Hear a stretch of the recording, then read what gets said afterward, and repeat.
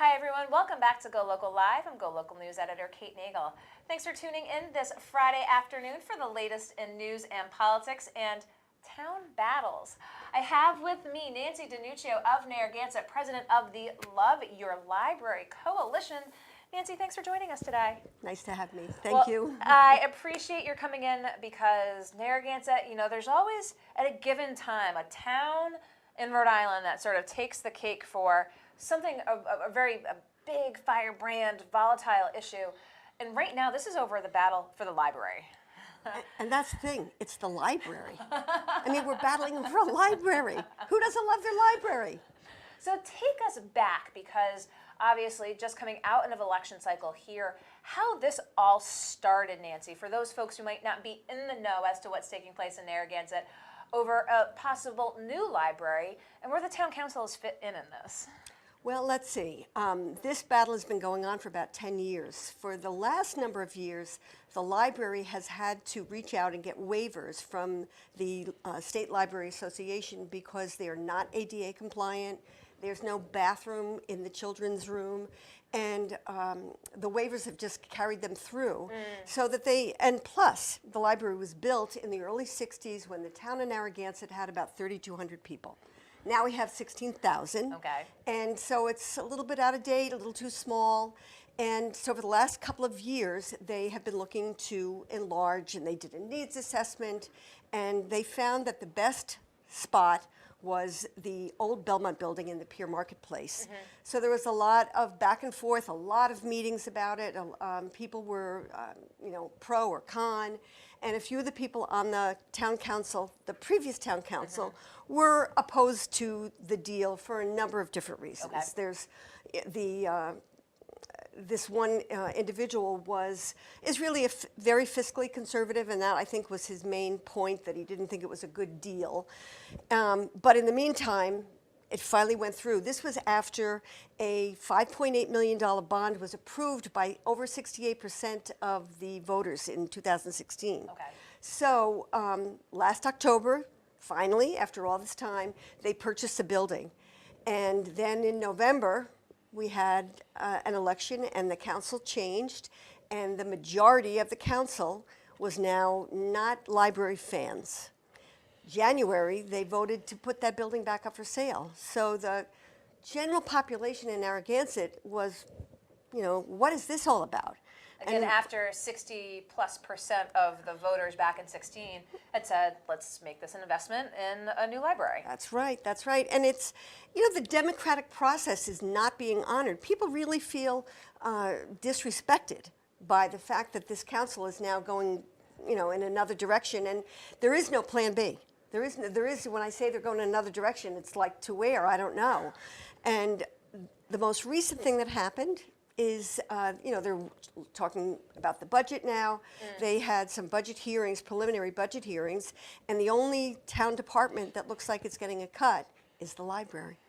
Do you think it's political retribution? I certainly do. So let's talk a little bit about that budget, because it's about $800,000 plus, looking to have that. Now, this is for the existing library structure, which you have pointed out the issues with it not being in compliance. What does it mean for the existing library and its library system to see a budget halved? Well, the library budget has been the same. They've been level funded at about $841,000 from the town, and with that, every municipal library get matching funds. Gets some matching funds from the state, which adds another $180,000. The minute you cut even one penny from that budget, the state funds go away, and when the state funds go away, you no longer are part of the Ocean State Library system. There's no e-books to get. There's no, I can't take my Narragansett library card and go to South Kingstown or Providence or any place else and get a book out because I'm not part of that system. So not only that, it looks like the library, they cut the budget to only about $400,000. Now, talk with us in the procedure of this.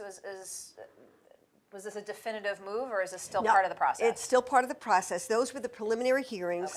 Okay. The way the budget works, probably in most towns, at least in Narragansett, there will be 2 public hearings with the budget, which the first one is on May 20th. The final vote, final hearing and vote of the budget will be on June 3rd. So we're really hoping to possibly change some minds. We haven't been very successful at that so far. But the library, on July 1st, will probably have to close a couple of days a week, just as our summer people are coming into town and won't be able to access the library when they want.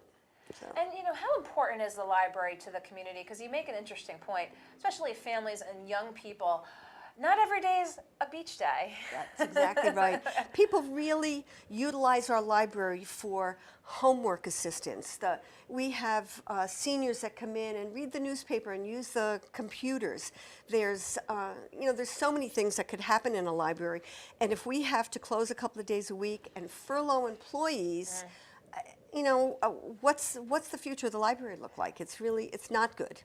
So how big is the coalition, the Love Your Library Coalition? I know you say that you're trying to get out for the hearings and the budget process, and you're trying to get more folks involved. Is it a small, growing vocal contingent? I think it is a small, growing vocal contingent, and we work very much in partner with a group that has been existing for many years, Friends of the Narragansett Library.